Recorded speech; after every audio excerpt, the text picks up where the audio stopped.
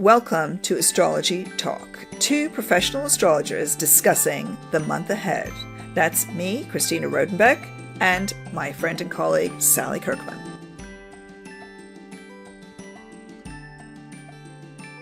Hello, Sally.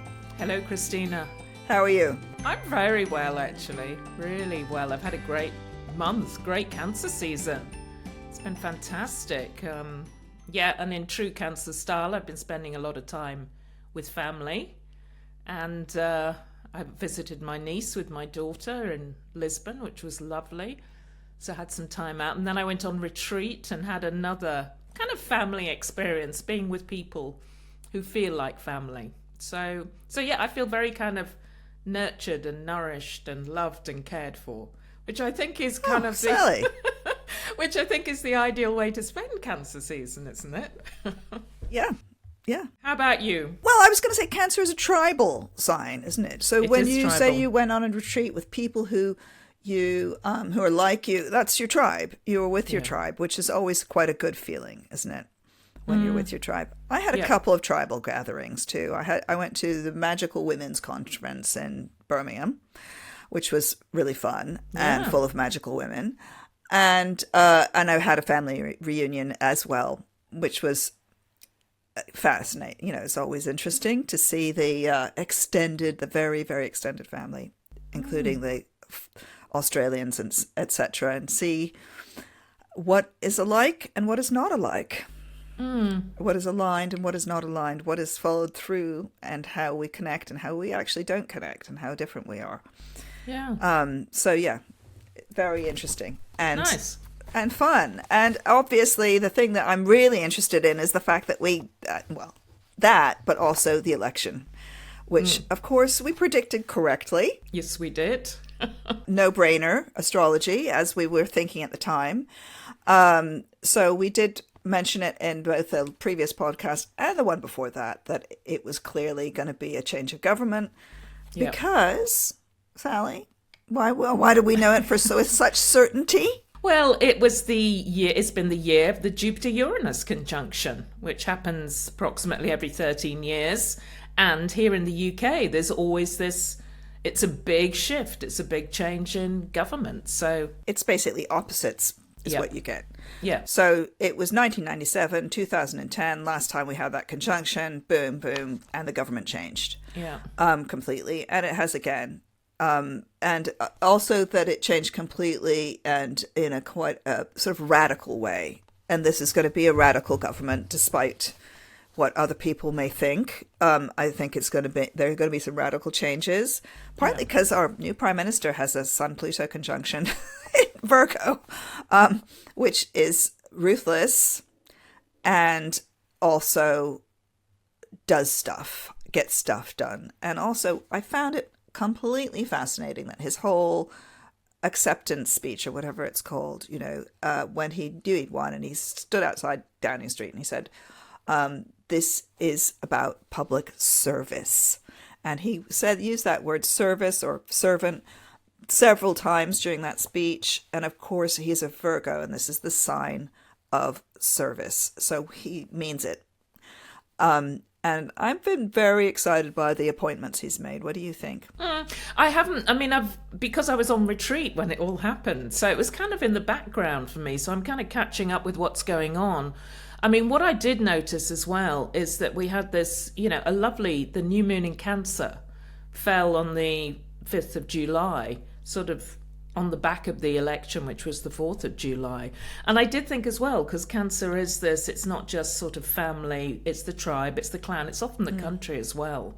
So I did think that new moon in Cancer was lovely, because it's these, it's these new beginnings for the country as well, this new moon in Cancer, that people have been absolutely craving for. So, I thought that was a promising omen, actually, that having the new moon in Cancer, moving forward and moving out of that. So, yeah, I do feel excited, and I agree. I think it's going to, we need radical change we all need to be open to radical change to make a difference. And the other thing I thought, and I think this is important just for people to know, And I think this is, useful for Americans to consider as well, because America, we're recording this like before the on the 11th of July. So anything could happen in the next week. But Americans need to know that one of the important astrological features of now is teamwork because of Pluto in Aquarius, right? This is about teams. So if you want to beat people, if you want to win, you need to get a team. And it's interesting to look at France in this, what happened in France just recently at their election. So you have two stages with the French election. And the first stage, it looked like the right was going to win. They did really, really well, the far right. And these are people, this is a party that has Nazi roots. I mean, we're not talking like a bit right wing. They're quite frightening. And it looked like they were going to win. So, and one of the reasons they were doing so well is because they have a team. It's a team of people on the far right. It's not just Marine Le Pen, but it's the people around her, and they're seen as a sort of squad. But what happened was that the French left and center got together, made an agreement not to stand against each other in about 200 seats. And not only did they win, but they actually came in first and second. So it was, again, exactly the opposite of what the polls had predicted, which was that the right would win and the center would come in third. But actually, the left won and the center came in second. And that was a teamwork. That was about teamwork. And that was actually putting aside your differences and understanding that it's more important to win than to argue amongst yourselves. And on that note, I want to talk about another team. Yes, of course. Because we don't know, which is really frustrating, isn't it? Because England, you're using the words team and squad, and England are in the football. I mean, it's also happening in France, isn't it? Are doing exceptionally well as we're talking. We've won the semi-final and we've got through to the final. And, this is really interesting because on paper, we've not been playing that well. I mean, some of the games have been a bit boring, but Gareth Southgate, another Virgo, actually, has just held to what he thinks is right. And it seems to have been very much a team event. We're through to the blooming final, which, as we're talking, it's not happened. But I'm quite excited because the Mars-Uranus conjunction in Taurus, which is kind of still bringing this theme of change, happens on the back of that. The final's on the 14th of July and the conjunction's on the 15th of July. So who knows? Maybe things will go topsy-turvy and England will win. It could well happen because England never wins, right? No, I know. They never win. They never win. So it's about time. So it could go that way quite. So it's that we're kind of irritated that we're having to record this before the final happens, right? But there you go. So fingers crossed, right? It would be really, really great for the country. And also, may I say, Mr. Southgate, I will hear nothing against him. I know people have been really mean about him, but he's lovely. And he's been so successful. I mean, he's got the team through, I think, to the semi-finals 3 times, unheard of, So that the sort of diligence of the Virgo, holding things firm. Yeah. And a sense of excellence. Yes, a sense of excellence, yeah. That you have to do things really, really well. But we're actually going into Leo season. Leos are like, why are you not talking about us? Yeah, they are. It's like, come on, get the intro over. Talk about Leo. Talk about me. I'm center of the universe. I'm ruled by the sun. All the other planets orbit around me. Yeah, and why are you wasting time on those Virgos? Yeah. So what do you think of the sign Leo, Sally? I mean, it's a great sign, isn't it? That somewhere in their life, a Leo needs to be center of their own universe to shine brightly. They make great leaders. They're great at working with a team, actually, sort of being the shining light, having a team around them. And at their best, they're fun, they're confident, they're dynamic, they're proud. They get things happening, they get things moving. And they love to celebrate and party too. So, that's the good side of this fire sign, Leo. And, it's no surprise in a way that the sun shines brightest when it's in Leo. Traditionally in the Northern Hemisphere, it's fantastic weather.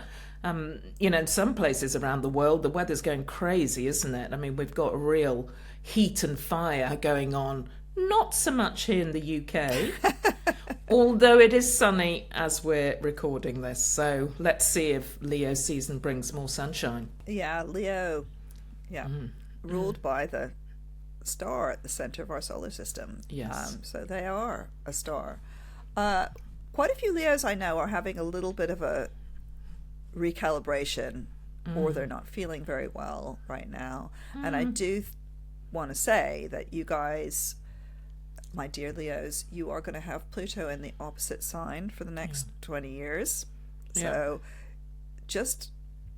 so you may be making some adjustments right now to do with that, especially if you're born in early Leo. And it doesn't, this is not necessarily a terrible thing, but it may, sometimes when you have a big change, when a planet moves to a very significant angle in your chart, and you're a sensitive person, you may really feel it, and you may feel it physically. And it's something that, I think it's about consciousness raising, being aware that actually you may be looking at your own shadow, because Pluto, there's hardly a more different pair of heavenly bodies than Pluto and the sun. The sun shines and Pluto is a shadow. I mean, Pluto literally is actually two orbiting bodies, isn't it? It's Charon and Pluto are almost the same size, and there's a hole in the middle. So, Pluto has this kind of void feeling, this shadow feeling. So many, one of the things that I think Leos will be experiencing over the next few years is an encounter with their own shadow, which is a good thing, okay? To actually see your shadow and think about how you integrate that or understand it. Yeah. Well, I mean, we have a perfect example in, the Celebrityville. Jennifer Lopez, J-Lo. I mean, her birthday is July 24th. Yeah. So she has the sun at 1 degrees Leo. So and she's had Pluto opposite the sun this year. And she came out with an album called This Is Me Now earlier this year. I mean, what a Leo title. I mean, it's just kind of, see me, see me. And then there was a movie that came out on the back of it, This Is Me Now, in brackets, a love story, because she's been with Ben Affleck, another Leo, whose sun falls, it's later, it's not at early degrees. And it's all been going a little bit wrong for her. I mean, ticket sales weren't good in one of her tours. In fact, I think the name of the movie has been adapted. It's not This Is Me Now, a love story. I think it's back to This Is Me Now. Because there's been trouble there as well. So it is kind of, there is this sense of Leo sometimes, there's this hubris, isn't there? There's the flip side of Leo is getting too kind of big for your boots, too arrogant sometimes, too much. And then life just sometimes brings you back down to earth. So this is also, again, if you're a Leo, with Pluto coming, it is important to be sort of authentic, true to yourself. To recognize the shadow. And to recognize the shadow, yeah, absolutely. And the shadow for a lot of Leos is hubris, but not always. But it, in that case, I think so. I think we can say that that's hubristic. Yeah. Yes, and these are two signs that are, I mean, we've talked about this before, that, the Aquarius-Leo axis is often very, it's about organization, isn't it? And being part of groups or not part of groups. Yeah. Being a leader, being the king and being the people, so the people are the Aquarius side and the king is the Leo. And, those two things have to be balanced even within your own nature. Yeah. It's really, it's going to be fascinating to see Pluto's transit through Aquarius opposite Leo. Yeah. And just to say as well, I mean, there's an incredible creative side to Leo as well. I mean, I know some Leos who aren't sort of out there in the world. They're, the shy cats, the shy Leos, the shyer ones. They don't shine so bright, but they still have this incredible creativity and sensitivity and bringing things into being as well, which I think is an important part of the Leo archetype as well. Yeah, they're generative, aren't they? and also I think Leos often at their best are really, really good at bringing out the creativity in other people. Yes. That's their thing. Yeah. 'Cause they're like the sun that shines on the little, plants and makes them all grow up. And that's what Leo can do, is get things growing. Shall we crack on with the month ahead? What do you think, Sally? So you're using Sally's terminology here, cracking on. I always think of it as my Aries ascendant, but yes, we'll crack on. I'm using that for you, Sally, and a Thank fit you. of generosity, of Leo rising generosity. I'm using your term. We actually want to address the very first full moon, don't we? Because although that's in the previous set of signs, it still makes a conjunction to this Pluto. What do you think? Yes, so this is the full moon it's actually on the 21st of July, and it's at 29 degrees Capricorn. So the sun at 29 Cancer, just before it tips into Leo on 22nd of July. Really important full moon, and it's the second one in Capricorn. There was one in Capricorn on June the 22nd, I want to say. Is that correct? Yes, at 1 degree Capricorn. And we've got another right at the end of Capricorn, kind of leading us into Leo season. And, straight away, I think this is important because it's leading us into Leo season and reminding us that Pluto is in Aquarius at 0 degrees Aquarius and will be opposing that sun in Leo. And that's exact on the 23rd, isn't it? So you can't not go into Leo season this year without having that image of Pluto quite strong and quite dominant. It's a really, and this full moon right at the end of Capricorn is emphasizing that. It's so interesting how much there is that right at the beginning of signs and right at the end of signs, just at this full moon. So you've got Neptune at the very end of Pisces, you've got Mars at the very beginning of Gemini. So there's a lot of shift, and you've got my friend Lilith is right at the beginning of Libra. So it feels like endings and beginnings, and I'm again, I think that a lot of stuff is still changing in July, but before our podcast goes, between when we're recording and when this podcast goes out, there's this sort of feeling of these endings. So that Mars moves into Gemini just on the same day as that full moon on the 21st of July, and Mars has been in Gemini. It's been in Taurus for the whole of July, finishing off quite a lot of things to do with the Jupiter that was in Gemini, Taurus before. So yeah, I think it's a significant full moon. And the other thing about it is that, of course, it's exactly where Pluto will be during the U.S. election and in November. Yes, because Pluto's going to slide back there. So there may be something to do with that situation that comes up around this full moon. Yeah, I agree completely. So from September the 2nd to November 19th, Pluto does its final visit to Capricorn, and it will be at 29 Capricorn, the same degree as this full moon. So there's definitely some connection. So watch what happens now on the 21st of July, because that's going to reverberate and resonate when Pluto, does its final visit to Capricorn before taking up residence in Aquarius for the next 20 years. So it feels really, really pivotal, doesn't it? There's these, we're on the precipice or on the verge. There's a whole chapter coming to an end and something new. We're about to move into this real new era, I think, in a way. I think it's really quite sharp right now. And things are being finished off. I just want to note for followers of American politics that Pete Buttigieg has got the sun at 29 degrees of Capricorn and his Venus at 1 degree of Aquarius. Okay. So this is right on that for him. So it'd be interesting to see what happens with him. Yeah, it's interesting, isn't it? And also, if you're Cancer or Capricorn, This full moon It's it is huge. It really is huge.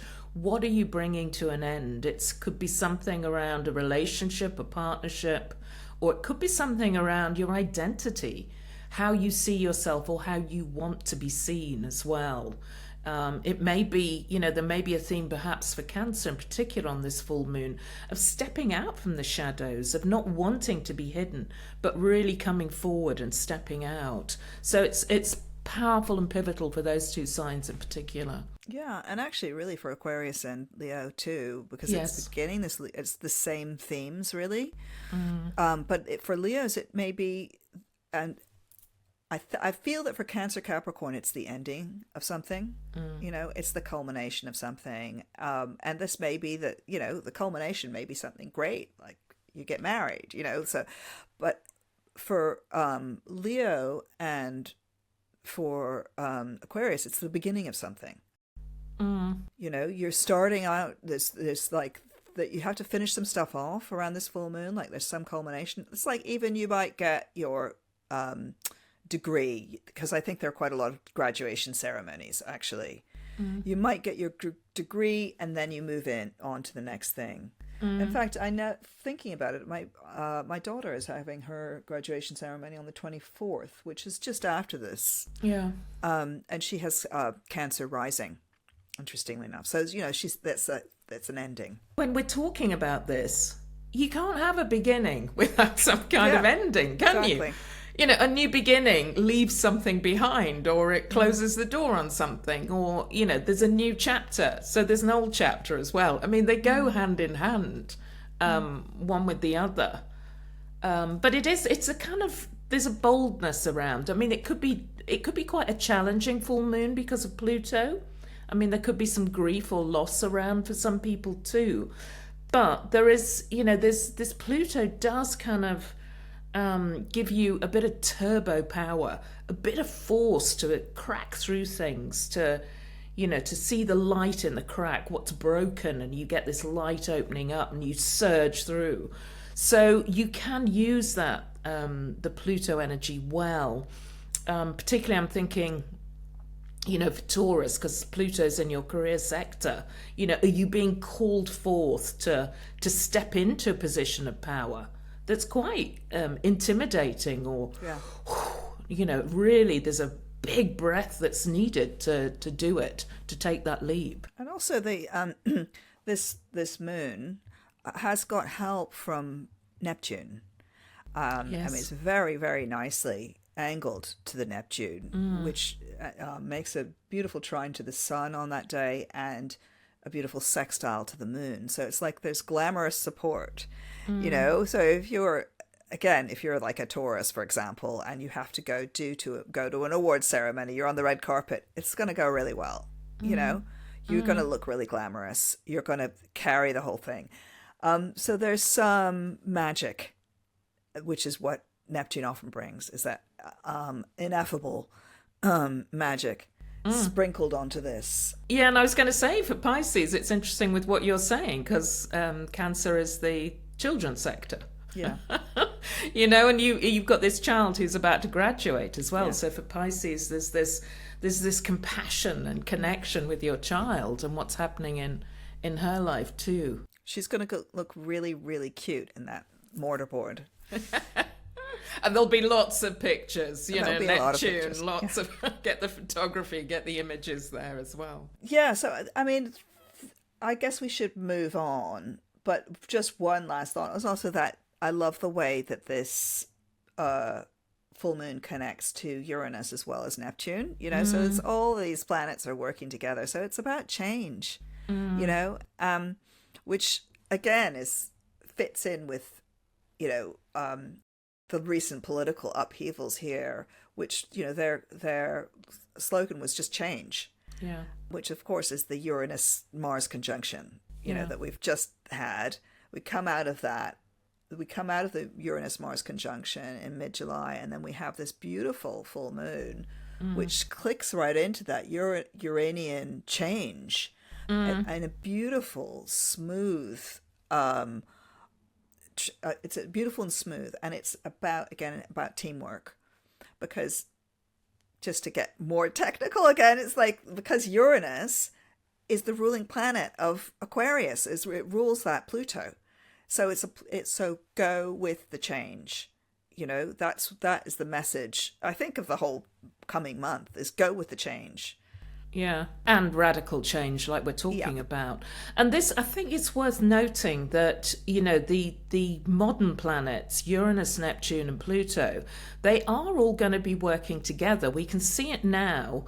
And this theme is quite strong on this full moon, particularly because it's at 29 degrees. And so's Neptune. Pluto's going to back to 29 degrees. But Uranus, Neptune and Pluto, over the next couple of years, they're going to be working together. They're going to be aligned. There's going to be these kind of nice connections between them. So something that's, starting now is going to reverberate out. And I think there's going to be this kind of support or help in place, it feels, by the planets. Fantastic. The universe is maybe going to deliver some nice stuff. Bringing some change. Yeah. Yeah. After all this time of being very kind of reactionary, retrograde, old. We've had this old time when people have been trying not to move forward, and now it looks progressive. Okay, so shall we move on? Because we've got, with this, there's quite a lot to talk about, and I'd like to leap into the new moon on the 4th of August, which is just sort of, spoiler alert, the day before Mercury turns retrograde. So that new moon symbol of new beginnings, we'll see. Mercury's turning retrograde on August the 5th, but it does fall first. And it is actually a beautiful new moon at 12 degrees Leo. And the sun and moon are connecting to Jupiter in Gemini, also Mars in Gemini. And those two are going to make a conjunction later in August on the 14th.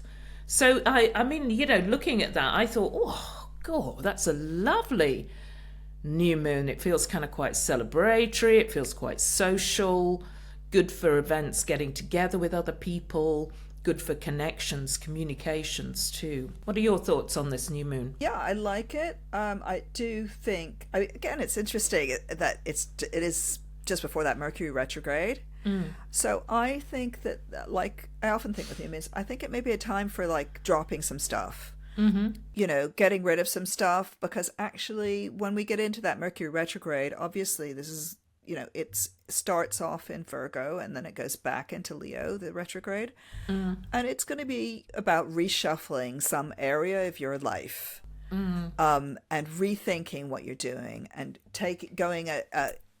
and I think that this new moon may be an opportunity to drop something important before you get into that actually excellent Mercury retrograde. I like this Mercury retrograde for reshuffling and rethinking, redoing.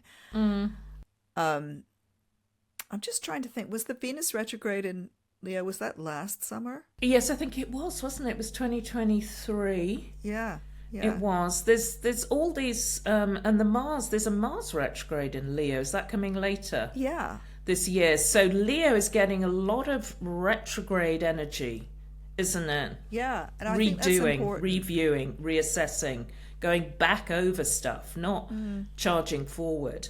And that for me is another theme, I think, of this new moon. I mean, also I do think, it is a symbol of something, perhaps new beginning, but it's not something that's going to get going fast, or it could be an idea, or as something that you want to seed, to start. But there's a lot to do to get that in place. There's a lot to and it may be going back over old work. It may be reviewing ideas that you've had already. It may be going back to connections from your past as well. So listen out for little seeds or ideas that pop in on this new moon, but also know that there's a lot to be repeated or reworked in some way. All the Mercury retrograde and words. It starts really with the new moon. So I wouldn't wait for the Mercury, doesn't it? Yeah. It's amazing. I love astrology when it all kind of clicks in together like this. It's like, there's something around the Leo part of your chart that is you're rethinking, redoing. So, it's clear that for, say, Scorpio, this is about your career. What direction is it going to go? Yeah. And quite often it's just an adjustment with Mercury retrograde of attitude. It may be paperwork. Honestly, it's like a contract finishes, for Yeah. example, and you're going to find a new one with that Mercury retrograde. But it can also just be that you need to change your attitude to how you're looking at this, whatever it is. And also, if it's like what you're saying with Scorpio, Leo's your career sector. But this kind of connection to Mars and Jupiter going to be in Gemini for the whole year. It's about money too. Yeah. So it might be about reviewing, reassessing finances. How am I going to earn more? How am I going to do what I love and still, make money? So the two are kind of linked in that way. Yeah, and even more specifically for Scorpios, it's not just how am I going to earn money, it's how am I going to manage my money in a more intelligent way. How am I going to save, essentially? How am I going to make investments? How am I investing in myself? Yeah. And, the other sign that I think it's really interesting for is Taurus. Yes. You might be moving house, right? Or you might be going back to where you were before. Or you may be, this is because the Mercury retrograde and all this Leo energy, which we have this month, is all at home. So your family is reshuffling, right? So you may, you may have a new grandchild, for example, which may get you to do something differently, or your child may be moving back into your house, or you may be moving back into your parents' house. There's stuff that's changing within the family, and it's literally your roots into the ground, and it's not negative change, it's positive change. Yeah. And again, I think we could reiterate that this concept of that go with the change, and with Taurus, because you've got the planet of change in your sign, you're driving the change. Yeah, and that I think wherever Leo look at where Leo and Gemini fall, particularly in your chart, and see how they're connected, how they're linked, because they really are working together this month. So, for Leos, you've got the sun, this new moon's in your sign, Gemini's in your friendship and group sector. So, is this about working alongside a group or a team of people? Or is it your friends who, can influence your next steps or can help you shine? And so looking at how these two signs interconnect and how they work together, because there's definite support there for everyone, wherever they fall. Yeah, exactly. So for a really straightforward piece of advice for Leo would be join a team. Join a team. It'll be good for you. Believe me. Yeah. And interesting enough for Gemini, this again is about, it's social, isn't it? Very social. It's like your friends, this is where all the energy is this month. And Mercury retrograde here is going to be about reconnecting with people that, for sure, your posse, and they may not be like friends of your heart, but they're people who are close to you. And also, that new moon is often for Gemini about not connecting with someone, about realizing that something is like, that's finished, which leaves room for these other things to blossom, like you make way for whatever is going to happen in this interesting, energetic, because the Mercury retrograde goes through, is in Virgo and Leo. So again, it's, so for Gemini, it starts off in your home sector. So there's some like moving around, moving house, doing some, changing your room. And then it goes back into this place of friendship and communications. Yeah, and also I'd say for Gemini, reconnecting with relatives, siblings too. Absolutely. Or starting some kind of neighborhood scheme, getting together with your neighbors as well, for Gemini. And also for Aries, it's also social. For Aries, it's social as well this period, this month moving forward. It's about reconnecting with what's going on close to home, and recognizing how that could benefit you by, socializing more with people close to home and having fun. I mean, if you want more play and fun in your life, Aries, this is the time to reach out and make those new connections. Put feelers out, see what's happening close to where you live, and talk, communicate, connect. And for Aries, if you were trying for a baby as well, you might want to give it another go in August. Yeah. Take two. If it didn't work, if something happened, have another go. And the same applies to a creative or artistic project for Aries. Do it again. Get your stuff out of the attic. So we kind of love this new moon, don't we? We do. And this going into the Mercury retrograde, and doing it by travel light in the Mercury retrograde. Don't take your burdens and drop them now on the 4th, around the 4th. Just put the things down and move forward lighter. Yeah, and just one other sign that for me, when you said travel light, I mean, for Sagittarius, this is all about travel. The Leo is your travel sector. And maybe you're going abroad with someone you love, with Jupiter in your relationship sector, or maybe you have a holiday romance. But there's the theme is on widening your horizons for Sagittarius. Or maybe reconnecting with someone you met abroad as well, with this Mercury retrograde theme. I mean, we're talking about, I think both you and I really like Mercury retrograde now, don't we? It's because it's a slower pace. Yeah. It's a slower pace. It's time to turn inward. It's a time to I always think, reconnect with yourself, and reconnect with the things that are good about your life. Go back to them, and just take. I like them too. Whereas a lot of people are kind of scared by it, I think, as well. Yeah, don't be scared. Be happy. But just redo it. The difficulty for some people with Mercury retrograde is if they're trying to push forward all the time. Yeah. And you just don't stop it, especially Gemini, Virgo, and it's interesting, back to our new Virgo prime minister. What's he going to be doing where this Mercury, so the reason I mentioned Gemini, Virgo is those are both Mercury ruled signs, right? Yeah. So they always are more affected by Mercury retrograde really than anyone else probably. And this one begins in Virgo. It's in its own sign, right? For the first, then it goes back into Leo. I can't remember, is it the 15th of August? Correct. That goes back into Leo? So that first section is like, okay, you're going to be redoing stuff and readjusting your point of view, and also how you're communicating. Right? You might not want to say anything just then while it's retro. This is for Virgos. You might not want to say anything just then, but you might be thinking, okay, I'm going to need to say this in a different way, and these are the things I'm going to need to do. And then when Mercury goes direct in September and back into Virgo, that's when you make the announcements, right? You say this.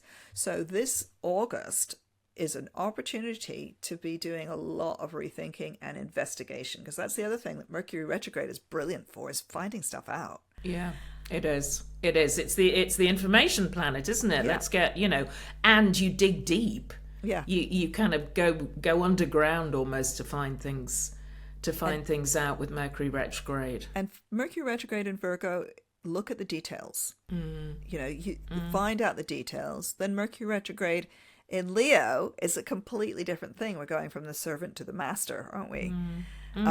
So the servant sign is Virgo, where you're kind of you're looking at the detail. You're going into the master sign is Leo, right? But you're finding out what's behind the mask of Leo, right? So Leo is like a golden mask, and what's behind there? It feels to me like that Mercury retrograde in Leo might be the time for some truth telling. Yeah. For being honest with yourself. So, really recognizing what's going on for you. And I just want to pick up, I find it interesting as well what you're saying about Virgo.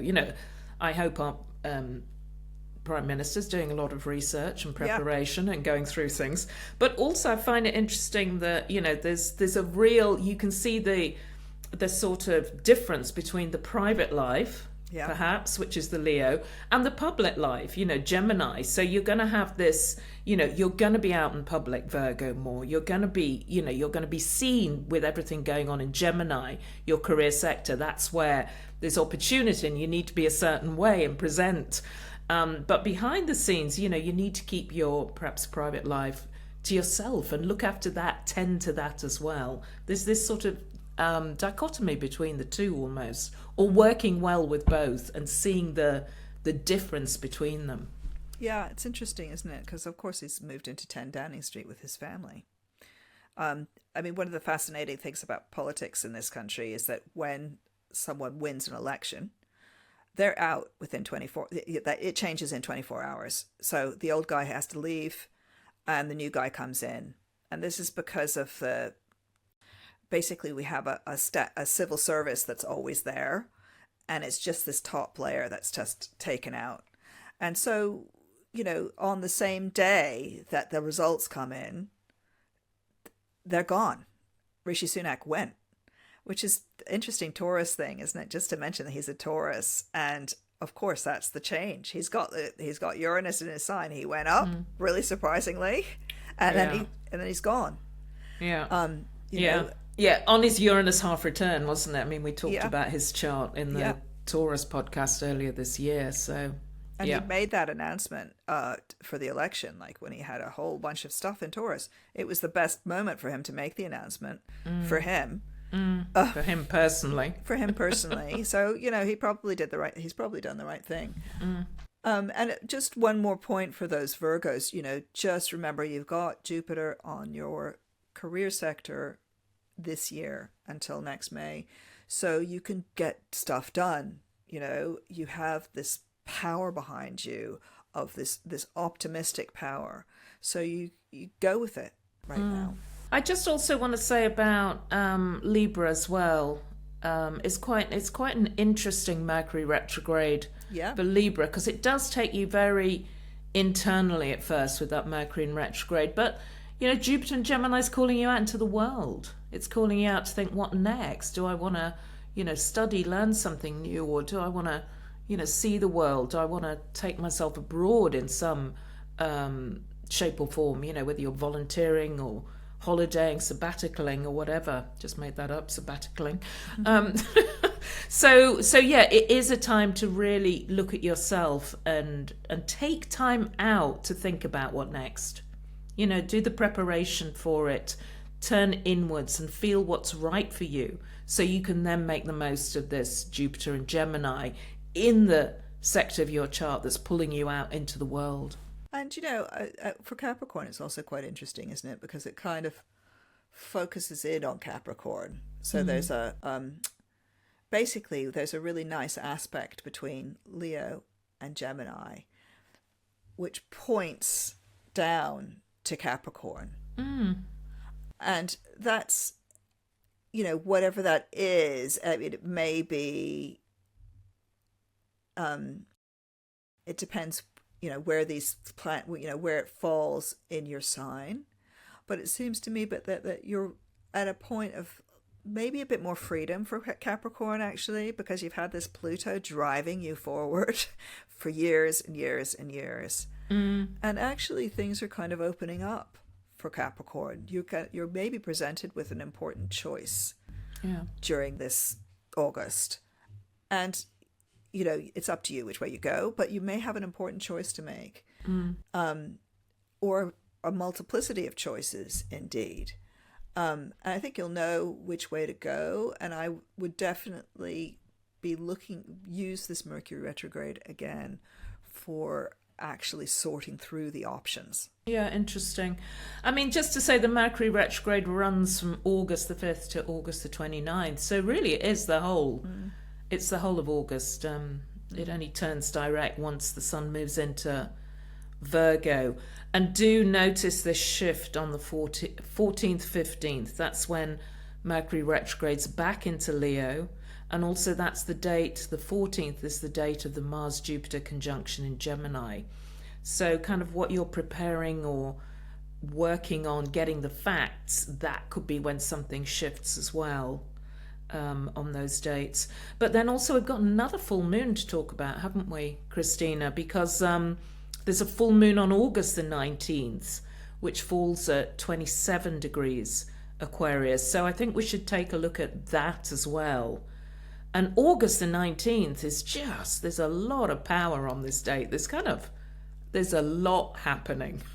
It's really, where to begin? Well, I want to begin with the fact that this full moon makes an exact, dynamic, powerful aspect to Uranus in Taurus.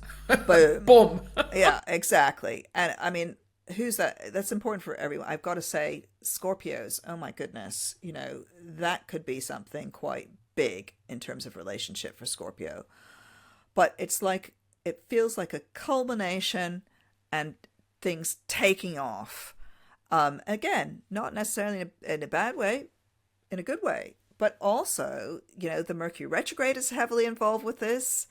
It's right in there, it's whispering in the ear of the sun. It's like the Grand Vizier whispering in the ear of the king, which is the sun in Leo. Opposite that moon in Aquarius, which is the people, so you can see, again, this is quite political, I think, this one on the 19th of August, this full moon on the 19th of August is quite political. It's strategic. And to me, it's like a shock change in strategy. Yeah. And I think, the sun is at 27 Leo 15, the moon's at 27 Aquarius 15, Uranus is at 27 Taurus 11. It is so close. So also, I think for everyone, look at things coming in from left field. Absolutely. It's just, this is a time when, something happens and just changes the landscape. It quickly, overnight, turns things on its head. Could be in a good way. We never know with Uranus. I mean, that's the thing. It's kind of, I think I've said it before, it can be an astrologer's nightmare. Is it going to be a win? Is it going to be a loss? What's going to happen? It's just unpredictable, volatile, exciting, innovative, genius at its best. But also it can pull the rug from under you and you're like, okay, breathe. We need to, something new is coming in. So it's a really kind of, this full moon is, the light is in and we're onto something new again. It feels like something new again, doesn't it, with Uranus often? Yeah, definitely. And I think it probably might connect to something that happens in mid-July, right? Because of the Uranus-Mars conjunction, right? That we've just had, we'll have just had on the 16th of July, I think it is, and then this happens, this full moon. It's like, this is connected. So something that began then comes to fruition now. Yeah. It comes out into the open now. It's interesting, isn't it, that Uranus is so strong this year. The absolutely. Jupiter-Uranus conjunction, the Mars-Uranus at this full moon really making its presence known. And it is this, it is the theme of change. Things happening that you didn't expect.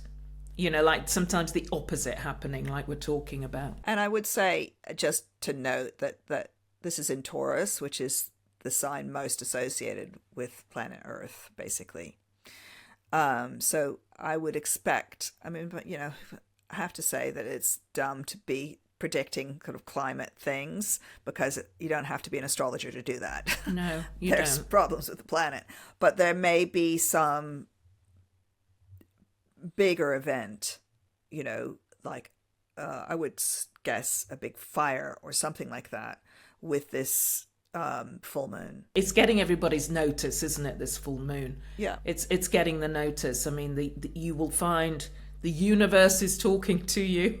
I mean, really listen out for signs, synchronicities, what's happening. The universe is shaking, it's talking. And kind of really loud at this point of the full moon. I mean, what's also interesting on the same day is we get the Jupiter-Saturn square. These key points when Jupiter and Saturn make powerful major aspects, it always then takes you back to thinking of the conjunction, which is every 20 years. So December 2020, we have Jupiter and Saturn meeting at 0 Aquarius, where Pluto is now. And then we've got the square coming. We've got Jupiter square Saturn. So again, this full moon feels really pivotal because of that. That Jupiter-Saturn square is kind of the theme of the year as well, isn't it? Because yes. It's coming back round. Yeah. So what are your thoughts on that? It's mutable, isn't it? Which is interesting. It is mutable. I mean, I often think with Jupiter-Saturn together, it's a reminder that it's not, if you have Jupiter's all about the vision, the opportunity, But with Saturn in place, you need the kind of business plan. You need the get real as well. And they're always a reminder of harnessing both those different energies to really make things happen. That you need both. You can't have one without the other. So, to move forward, you need some strong foundations in place. To take a leap, you need some security and know what you're doing as well. So there's this kind of, I often think of that theme around Jupiter Saturn. I mean, the simplest way to think of those two planets is Saturn is contraction and restriction, contraction, and Jupiter is expansion. And you need to hit it somewhere in between the two. And although this is a hard aspect, it's not considered a harmonious aspect, they're still talking to each other. And actually, they're both in mutable signs, so they can still make adjustments for each other. So I think sometimes these squares in mutable signs are actually really, really dynamic and good, because they get, when things are too easy in aspect, especially with the trines, like nothing really happens. It just sort of drifts past. Whereas with the square, you are squarely up against, you see it and you make stuff happen and you make these plans, you have to move forward. And again, I think for the mutable signs, that is Pisces, Gemini, Virgo, Sag, this is something, something's going to shift, around this full moon. I suppose around the full moon, but around to do with this square. So it's actually maybe more of a process than that. Yeah. And I think it's good for negotiating. Absolutely. Because it's, it's Gemini. Like for Gemini, you're negotiating with your boss or, with your Saturn in Pisces career sector.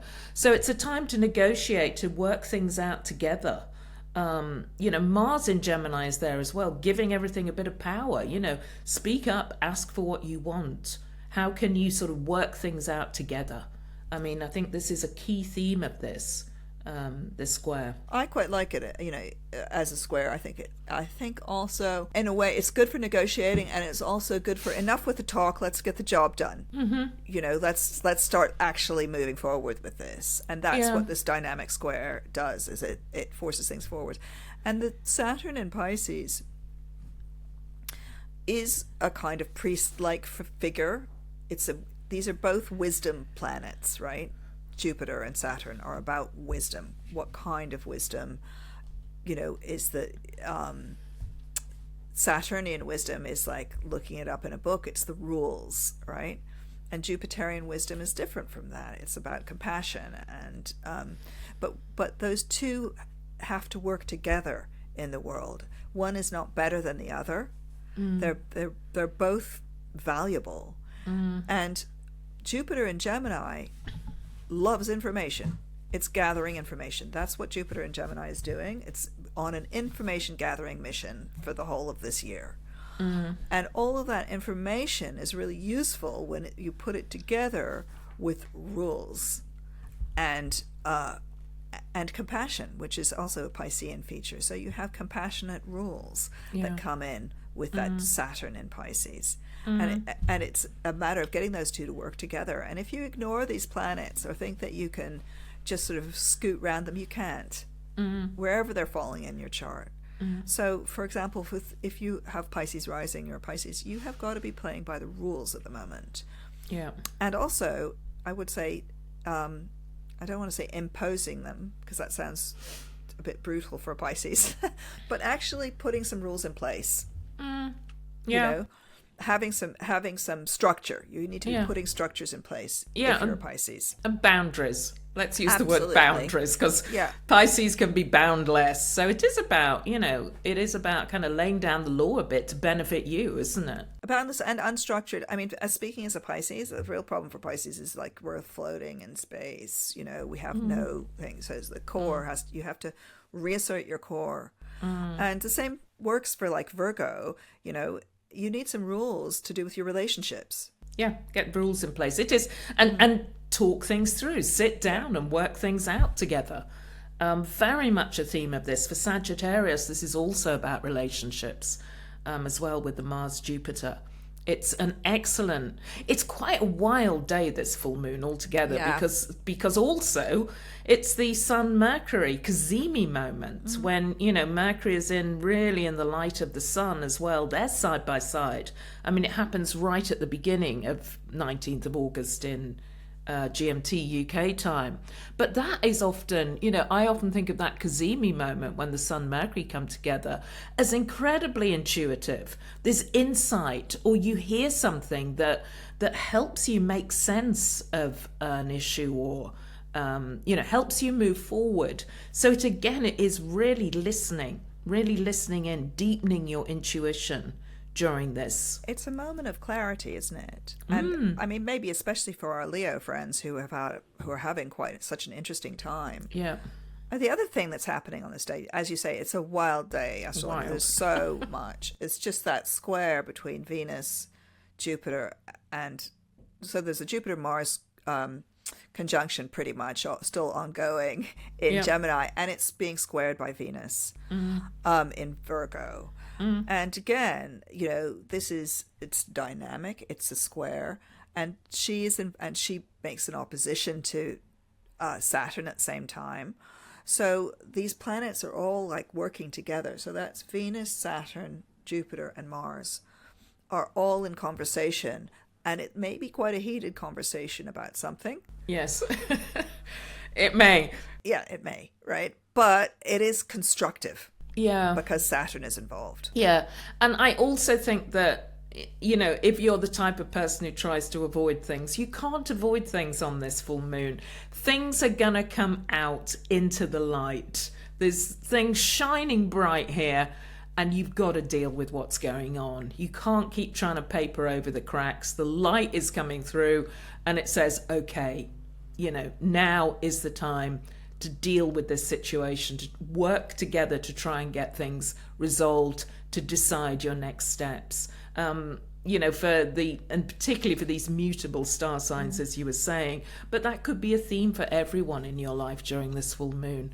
Don't avoid things on this full moon at all. Change is coming. And I would say, pay attention to where Virgo is in your chart, because the Venus is kind of pivotal with this, as the negotiator, as the person who introduces one person to another, peacemaker. That role, that diplomatic role of Venus, may be quite important. On the full moon, around the full moon, the days around the full moon, and then the full moon brings it all out, right, and adds drama, especially because it's in Leo, so it becomes dramatic. So there may be like this behind the scenes negotiation, and then at the full moon, boom, it all comes out. Yeah, and really important for Aquarius too. It's your full moon, this one, and it's lively. So, I know some Aquarians can be a bit sort of detached, and, in your head, there's a side of Aquarius that does that switches off. This full moon is switching you back on.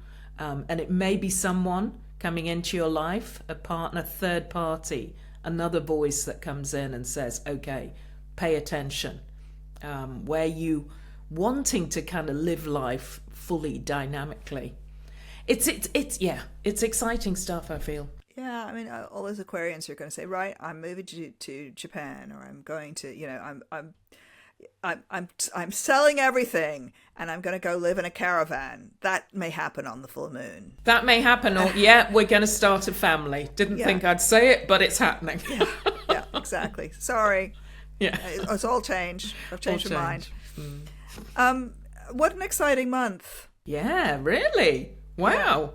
I'm loving it. It's going to be very exciting to see what plays out. Yeah. It is. Let's hope that Venus in Virgo is also negotiating peace around the world. That would be lovely, wouldn't it? Yeah. Needed. Are we done? We're done. Thank you. Oh, guys, we're taking next month off. We are. So we're not going to do, speaking of all that Virgo stuff, right? Sorry. We're not doing that.